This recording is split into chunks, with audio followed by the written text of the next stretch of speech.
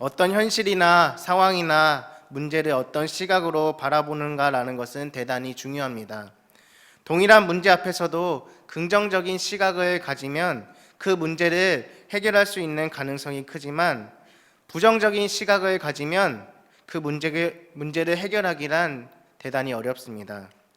그렇기 때문에 현실이나 상황, 문제인가라는 것보다 그 현실과 상황, 문제를 바라보는 나의 시각이 어떠한가라는 것이 더욱 중요합니다. 하나님은 우리에게 이 세상 사람들의 시각과는 다른 시각을 가지고 세상을 바라볼 것을 요구하고 계십니다. 그 믿음의 시각으로 현실을 바라보고 믿음으로 그 현실을 이기기를 바랍니다. 오늘 본문은 우리가 잘 아는 내용입니다. 교회 오랫동안 다닌 분들이라면 이 이야기는 한 번씩 들어보았을 것입니다. 먼저 앞에 부분인 13장 내용을 살펴보면 이스라엘이 애굽을 나와서 가나안 땅에 들어가기 전에 먼저 12명의 정탐꾼을 보내서 가나안 땅을 둘러보게 한 다음 그들이 돌아와 보고하는 내용입니다. 우리 하나님은 약속하시는 분이시며 믿음으로 취하라 하시는 분이십니다. 그 약속을 믿고 그냥 걸어가기만 하면 되는데 믿음이 불안한 이스라엘 백성들은 역시 이제 젖과 꿀이 흐르는 약속의 땅을 과연 우리가 정복할 수 있을지 확인하기 위해 먼저 정탐꾼 보내기를 모세에게 요청합니다. 시작부터 조짐이 안 좋습니다.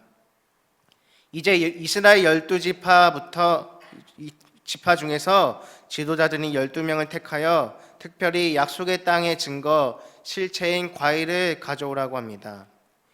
이러한 조치는 믿음이 없는 이스라엘에게 용기를 줄 만한 최선의 실체를 가지고 온 것이라 할 수 있습니다. 그리고 정탐한 지 40일이 지난 후 그들이 가데스 바네아에 돌아와 보고할 때에 오늘 사건은 일어납니다. 12 정탐꾼들은 모세의 말에 그대로 잘 순종한 것 같습니다. 에스골 골짜기의 포도가 얼마나 실하고 좋았든지 그것을 백성들에게 보여주려고 하였습니다. 그 큰 포도송이 과일을 잘 보호하려고 둘이서 막대기에 꿰어서 가져오는 수고를 하였습니다. 그 땅은 하나님의 약속하신 대로 젖과 꿀이 흐르는 땅이 맞다는 겁니다. 가보니까 그 말 자체는 사실이었다는 겁니다. 그런데 여러분 매우 당황스럽게 바로 여호수아와 갈렙을 제외한 10명의 정탐꾼들이 이런 보고를 이어가는 겁니다. 그것은 그 땅이 약속의 땅이 맞는 것 같기는 한데 지금 매우 호전적인 가나안 민족들도 살고 있으며 실제로 좋은 군사적 요충지라서 어찌어찌해서 점령한다 할지라도 주변 열국과 끊임없이 전쟁에서 피 흘리고 희생해야 하는 거주민을 삼키는 땅이라는 겁니다. 거기에 똑똑한 우리들이 보는 현실적인 가장 큰 문제는 말로만 들었던 고대 거인 즉 네피림의 후손 아낙 자손들이 거기 딱 살고 있다는 겁니다. 그에 비해 우리는 메뚜기이니 너희들은 행여나 들어갈 생각도 하지 말라는 겁니다.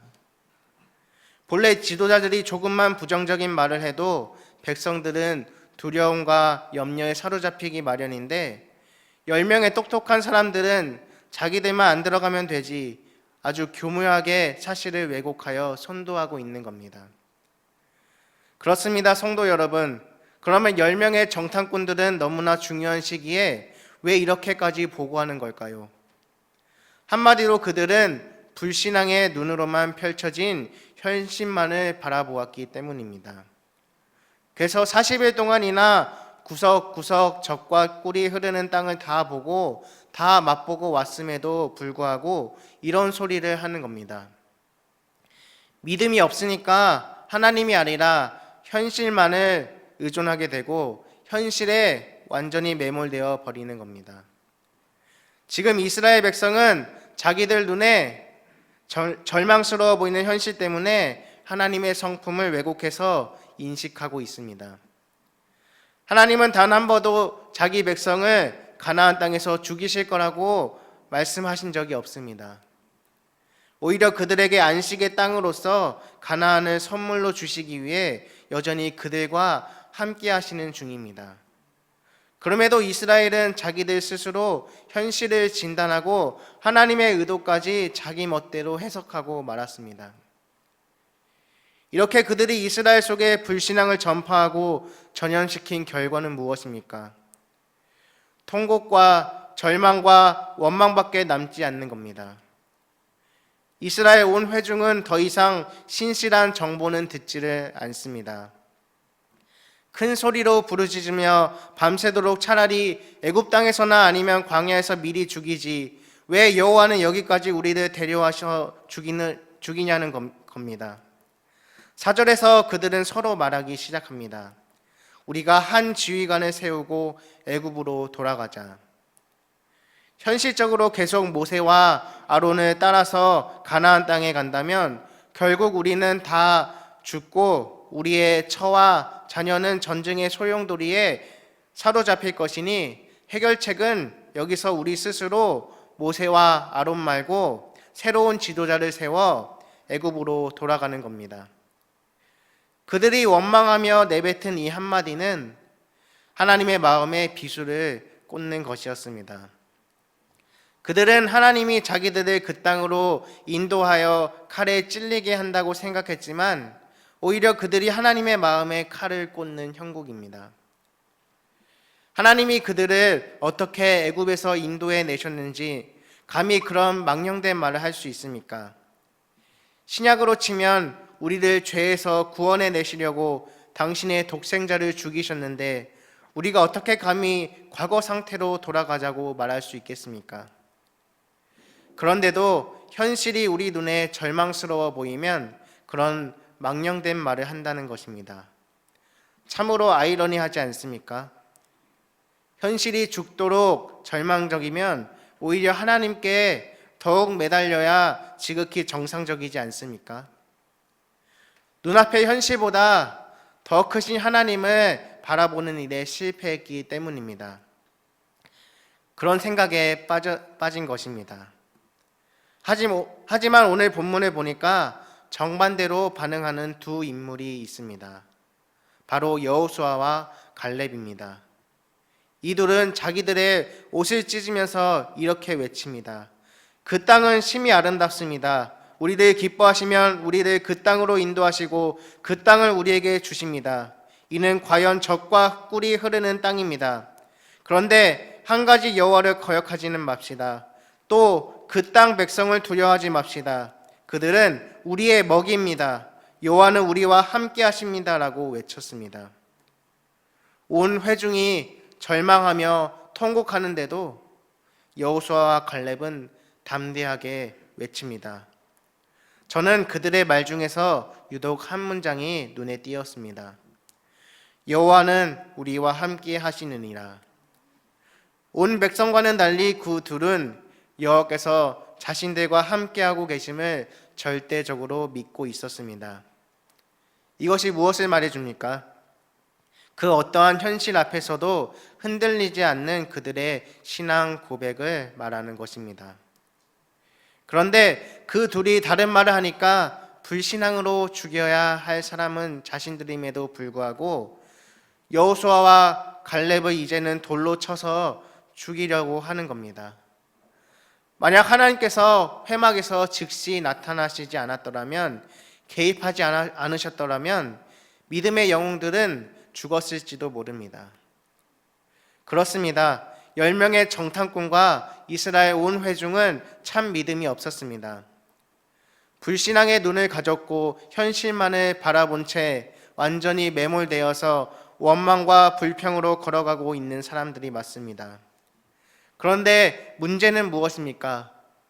가만 보면 우리들도 믿음의 여정 속에서 때로는 이런 모습일 때도 참 많다는 것입니다. 작년에 KBS에서 거기가 어딘데라는 프로그램을 방영했습니다. 그 프로그램을 봤던 것이 생각이 나는데요. 그 프로그램은 건장한 연예인들이 나와서 실제로 사막을 횡단하는 내용이었습니다. 거기에서 제가 잊지 못할 한 장면이 나오는데요. 그것은 식생이 불가능한 광야에서는 그 특성상 깊이 들어가면 들어갈수록 깊이 갇혀 버린다는 것이었습니다. 한마디로 광야는 멀리서 보면 출구는 보이는데 어디로 갈지 안다는 것이죠. 그런데 계속 가다 보면 답이 없다고 합니다. 열린 감옥이라고 하였습니다.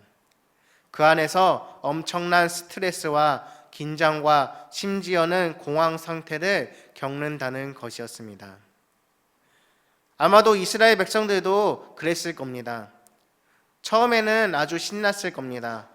자신들의 노예로 삼은 애굽이 엄청난 재앙으로 무너지는 겁니다. 그 큰 홍해바다도 하나님의 권능으로 건넜습니다.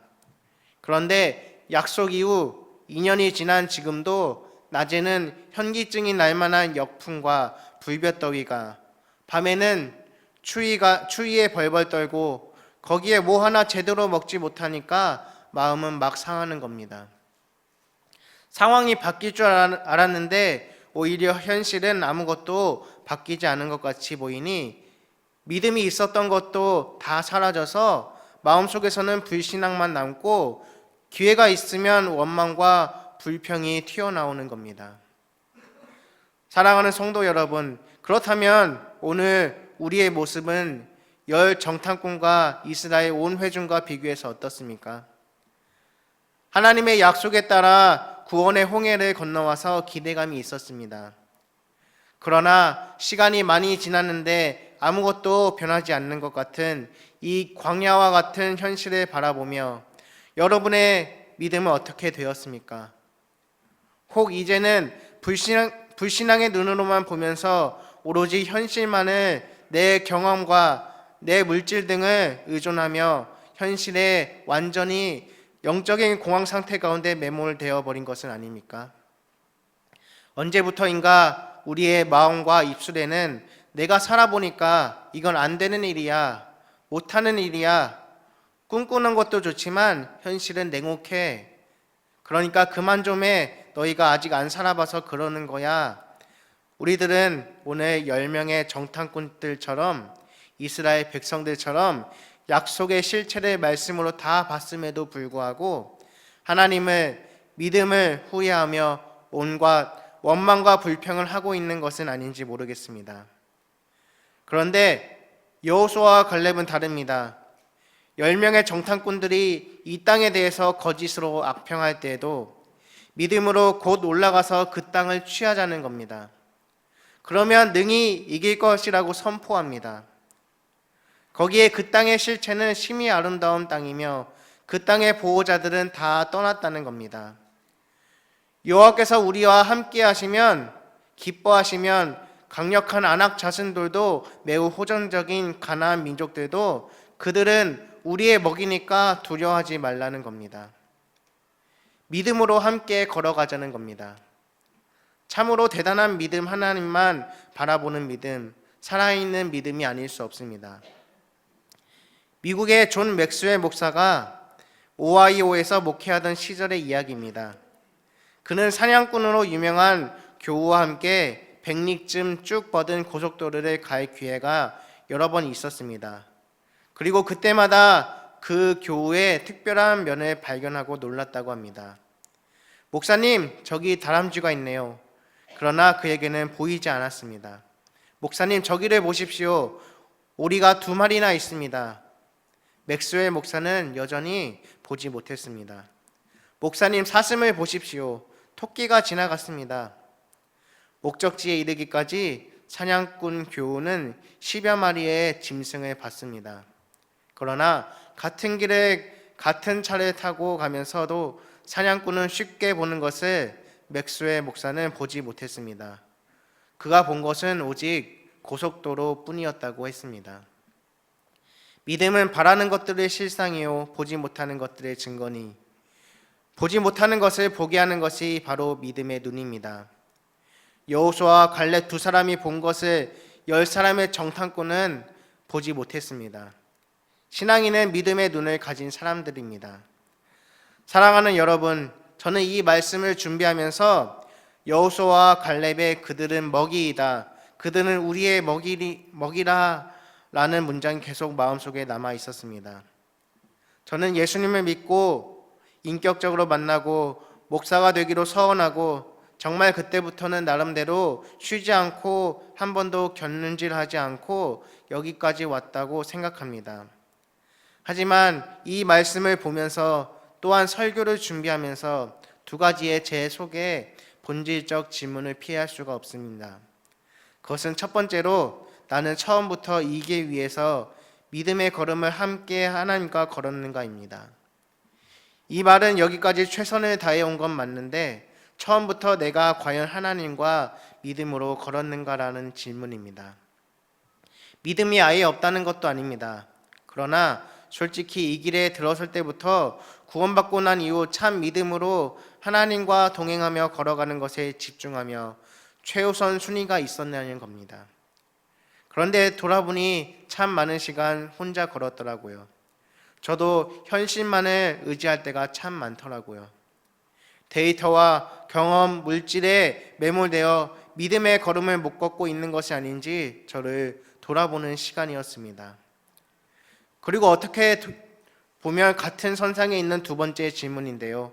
그것은 나는 과연 하나님의 약속을 바라보며 세상은 우리의 먹이라 하나님께서 함께 하시면 은혜 주시면 약속은 이루어진다는 그런 믿음이 있는가였습니다. 생각해보면 홍해 바다를 건너올 때부터 하나님은 참 많은 약속을 주셨습니다. 그 중에는 과거와 현재 이루어 주신 것도 있고 앞으로 이루어 주실 것도 있다고 생각합니다. 그렇지만 살펴보면 제 안에 오늘 여호수아와 갈렙과 같은 세상은 우리의 먹이입니다. 그러니 오롯이 하나님만 바라보고 믿음으로 걸어가겠습니다. 이 믿음 역시 많이 부족한 것 같습니다. 설교를 준비하면서 많이 돌아보게 되었습니다. 그러나 이 믿음의 여정이 험난하고 우리 자신이 본질적으로 연약하다 할지라도 그냥 여기에서 포기해서 되겠습니까? 아닙니다. 그럼에도 불구하고 저는 염치가 없는 것 같이 보이지만 말씀을 하나님을 붙들려고 애를 씁니다. 결단합니다. 도와달라고 기도합니다. 사랑하는 성도 여러분, 그렇습니다. 오늘 우리 현실이 변화가 없어 보이는 듯한 이 치열한 인생의 광야 현장일지라도 포기하지 않고 절망하지 않고 10명의 정탐꾼처럼 이스라엘처럼 불신앙이 아닌 믿음의 눈으로 하나님을 바라보시기를 바랍니다. 오늘 설교의 중요한 핵심 믿음의 여정에서 비록 처음부터 그동안 하나님과 함께 잘 걸어오지 못했다 하더라도 지금부터라도 여호수아와 갈렙처럼 믿음의 길을 걸어가시길 바랍니다. 이제 2019년이 얼마 남지 않았습니다. 2019년 시작할 때는 어떤 마음이었습니까? 2019년에는 하나님과 함께 해야지 하고 결단하지 않았습니까? 하지만 막상 현실만을 바라보니 지금은 하나님은 옆에 계시지 않고 내 스스로 결정하고 계시지 않습니까? 언제 우리 현실이 만만한 적이 있습니까? 늘 어렵고 만만하지 않습니다. 믿음으로 산다는 것은 그런 현실에 배우의 나보다 나를 더 잘 아시는 주님을 신뢰하고 용기를 내어 가나안으로 들어가는 것입니다. 공동체에 늘 두려움을 뿌리고 전염시켜서 믿음으로 살아가지 못하도록 누룩 같은 존재로 사시겠습니까? 아니면 여호수아와 갈렙처럼 믿음의 관점으로 보고 살아가는 그리스도인이 되겠습니까? 하나님께서 함께 계심을 믿고 담대히 걸음을 옮기시겠습니까? 그 선택은 바로 우리의 믿음의 선택인 것입니다. 성도 여러분, 그러면 이렇게 믿음의 걸음을 걸었던 오늘 여호수아와 갈렙의 끝은 어땠는지 궁금하지 않습니까? 성경의 기록에 있습니다. 여호수아 14장 12절에 보면 이런 말씀이 나옵니다. 그날에 여호와께서 말씀하신 이 산지를 지금 내게 주소서. 당신도 그날에 들으셨거니와 그곳에는 아낙 사람이 있고 그 성읍들은 크고 견고할지라도 여호와께서 나와 함께 하시면 내가 여호와께서 말씀하신 대로 그들을 쫓아내리이다 하니. 여호수아 24장 15절입니다. 만일 여호와를 섬기는 것이 너희에게 좋지 않게 보이거든 너희 조상들이 강 저쪽에서 섬기던 신들이든지 또는 너희가 거주하는 땅에 있는 아모리 족속의 신들이든지 너희가 섬길 자를 오늘 택하라. 오늘 오직 나와 내 집은 여호와를 섬기겠노라 하니. 말씀을 정리하겠습니다. 여호수아와 갈렙은 현실 속에서 믿음의 눈으로 계속 영적 정복 전쟁을 행함으로써 그 믿음이 현실화되고 견고해짐으로써 그 인생의 끝에서 마지막까지 믿음으로 승리합니다. 사랑하는 여러분, 오늘 이 두 부류 중에 어떤 인생을 살고 싶으십니까? 어떤 걸음을 걷고 싶으십니까? 부탁드리기는 꼭 오늘도 믿음의 눈으로 전능하신 하나님을 바라보며 그분과 동행하며 다가올 2020년에는 반드시 승리하시는 우리 사랑하는 수원영광교회 성도 여러분 다 되시길 주님의 이름으로 축복합니다. 함께 말씀을 생각하시면서 기도하시겠습니다. 우리가 살아가면서 현실만을 바라볼 때가 참 많습니다. 현실을 바라보면 하나님을 멀리할 때가 많습니다. 그런데 하나님은 우리를 항상 지켜보고 계십니다. 나보다 나를 더 잘 아시는 주님을 신뢰하고 용기를 내어 믿음의 걸음을 걸을 수 있도록 함께 기도하겠습니다. 그리고 수원 영광교회를 위해 기도하시겠습니다. 2019년 사역 마무리가 되고 있습니다. 남은 사역들 잘 마무리하고 다가오는 2020년에 펼쳐지는 사역들을 통해 교회가 더욱 부흥하고 교회 안의 성도들의 믿음의 헌신과 봉사가 자발적이고 헌신적으로 이루어지는 교회 되게 하시고 우리 교회가 이 지역의 구원의 방주 역할을 감당하는 교회 되게 하여 달라고 기도하겠습니다. 그리고 담임 목사님을 위해 함께 기도하겠습니다. 영육간에 강건하게 하여 주시옵시고 주님의 심정으로 목양 사역을 감당할 때 풍성한 연매를 더하여 주시고 하나님의 말씀 준비하실 때 영감의 갑절과 선포하실 때 영역을 7배나 더해 주셔서 온 성도가 깨닫고 변화되어져 그리스도의 온전한 제자들로 세워지는 역사가 일어날 수 있도록 기도해 주시기를 바랍니다. 성도님들의 각 가정들에게 모든 범사에 감사의 고백들이 되게 하시는 은혜들이 날마다 경험될 수 있기를 위해서 기도해 주시기 바랍니다. 그리고 선교사님들의 사역과 가정 위에 하나님의 함께 하심과 성령의 기름 부어 주시는 역사들을 경험하게 하시고 또 다음 세대를 위해 함께 기도하겠습니다. 다음 세대를 하나님의 형상으로 회복시켜 주시고 이 땅 가운데 하나님의 나라를 이루어가는 거룩한 씨로 쓰임받게 해달라고 기도하겠습니다.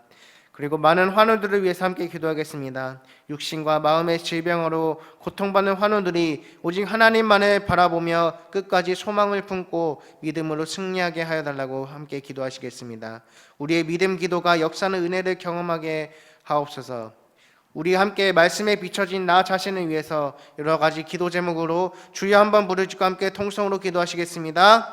주여